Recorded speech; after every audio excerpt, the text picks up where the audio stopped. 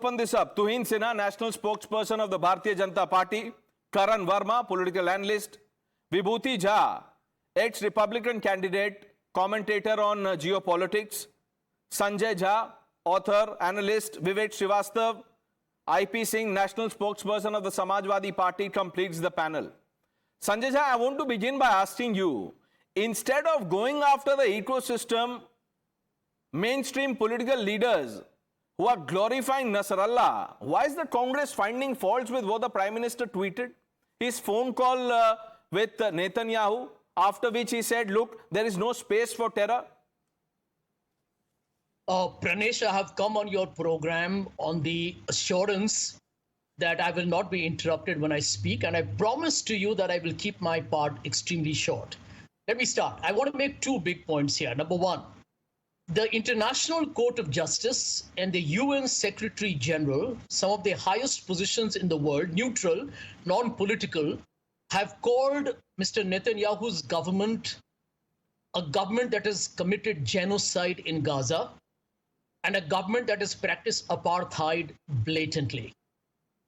You know how many people have died so far thanks to the Israeli aggression? 41,000.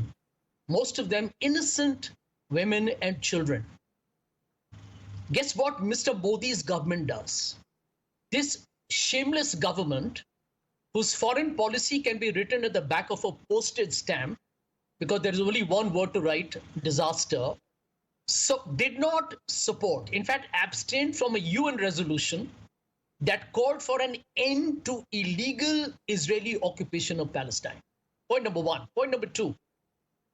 Since Mr. Sinha and most of the cheerleaders of the right wing are going to, I know what they're going to say, let me ask a question. Has Mr. Modi's government called Hezbollah a terrorist organization? I haven't heard it. Has Jaishankar said it? Has the Foreign Secretary said it? Has Narendra Modi said it himself? I haven't heard that. Because Hezbollah, I thought when you were introducing, I don't know why you took the liberty to say so, Hezbollah is also, like it or not, a political party. Like it or not, they are part of the parliament.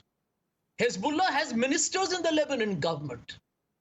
And the truth is that Hezbollah has a unique position in Middle Eastern politics because of the fact that it has support of Iran.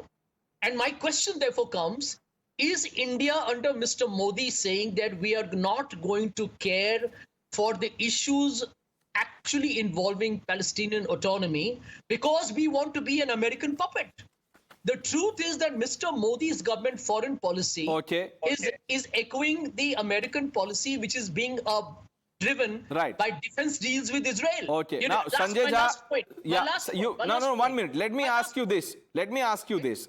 I'm reading what the Prime Minister tweeted. And I'm quoting now. Spoke to Prime Minister Netanyahu about recent developments in West Asia. Terrorism has no place in our world. It is crucial to prevent regional escalation and ensure the safe release of all hostages. India is committed to supporting efforts for an early restoration of peace and stability. Which part, which word of what I have read, what was tweeted by the Prime Minister is troublesome, is problematic to you? Well, I'm glad you asked me that question, Pranesh. The problem is the hypocrisy of Mr. Modi's tweet.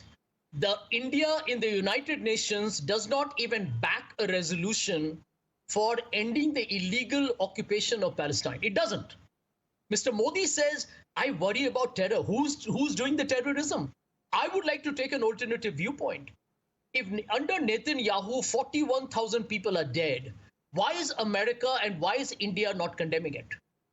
Why are we quiet? In fact, there are news reports, very disturbing news reports, Pranesh. You are a veteran journalist. You probably know it. You can Google it as we talk.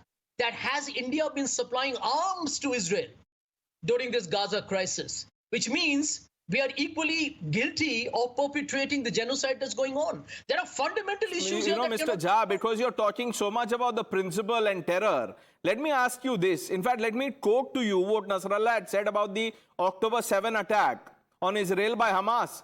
He congratulated the resisting Palestinian people and the heroic fighters of Palestinian factions. Was that terror or not? You speak your mind. I want you to take a position. Yeah, Pranesh, listen, everybody's taken a position on it. Was it The terror position or is not? categorical. The position is explicit that the Hamas attack on October 7th Yeah. has to be condemned in the strongest Yeah, possible and Nasrallah's endorsement of that that's attack part has of- to be condemned. But look at what your allies are doing. Let's bring in Vibhuti Jha. Vibhuti ji, how would you first, describe this glorification of Nasrallah in India? And what is your message to people who are still in denial about the terror antecedents of Hezbollah?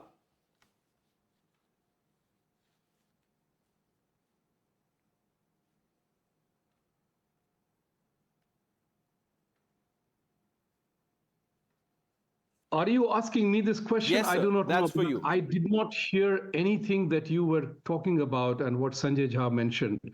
I had the unique challenge that I could not make out anything what you said.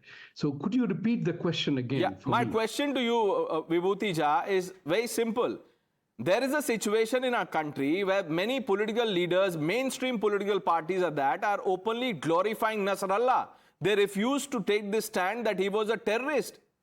I want you to tell people like Sanjay Jha and others on the panel what you make of Hezbollah and the terror antecedents of both Hezbollah and Nasrallah. From whatever I understood by your question, which was very inaudible kind of thing, but I have a few points to make given the fact, the topic that you have talked about, Nasrallah is being treated as a hero and Modi as a villain. Mr. Modi made the statement very clear. He has, for the first ever time, India has succeeded in making terror and terrorism as a global platform conversation. It had never happened before during Congress regime. It was always the internal matter of India. The point of the matter is very simple. I had the